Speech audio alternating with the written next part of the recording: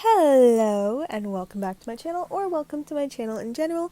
This is a Todoroki X listener and it is a comfort audio, and it starts off a little bit sad because you're crying. Let's just get into it.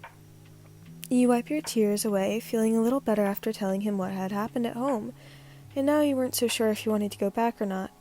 If only, just if only, you had attended the same school as him, then life would have been a whole lot easier for you. Sorry for taking up your time. You smile while sniffling. Your nose and eyes were all red from crying so much. He gave you a cup of warm tea to calm you down, and he was looking at you with worried-filled eyes. He had put his hand on top of your head and ruffled your hair lightly as you drank your tea.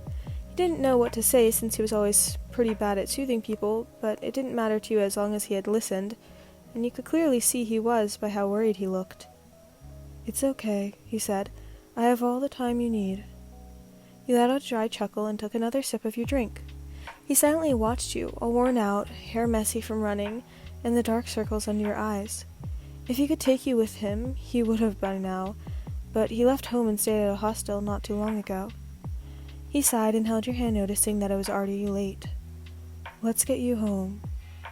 He gave a small squeeze when he saw the fear in your eyes. You looked down at your lap, knowing you had no other choice. You wanted to stay longer, and he knew that too. He wanted you to stay as well, but the school wouldn't be happy about seeing a stranger staying overnight at the hostel. He took the empty cup from your hand and put it on a nearby table, then took you by the hand and pulled you out of the room. He didn't let go of your hand until you reached the entry. All eyes were on you, but Todoroki didn't mind all the shocking looks from his classmate. All he cared about was you. It was a silent walk that night, and his hand was still holding yours. It felt warm and soothing, but it was sad how soon that hand would have to let you go. "Hey, if anything happens again, just call me and I'll come to you," he said without looking at you. You felt your heart thumping inside your chest. Those lines that you had always loved hearing. You tightened your grip, feeling happy, but in sight you couldn't show it. He stopped in his tracks and you stopped too. The surrounding was familiar, and that's when you knew you were going to part ways. "Thank you," he said as you went to open the gates of your house. "Wait," he said, turning your whole body towards him. He caressed your cheek with his hand. He was still being worried about what might happen to you once you stepped foot inside your home. He moved his hand to your other cheek, making you face him. It broke his heart, the bruise on your forehead and the dark circles under your eyes. You reminded him of his past, worthless and helpless. He pressed his lips onto the bruise on your forehead, and you winced in pain as he apologized. "Promise you'll call me?" he said once again. You nodded your head.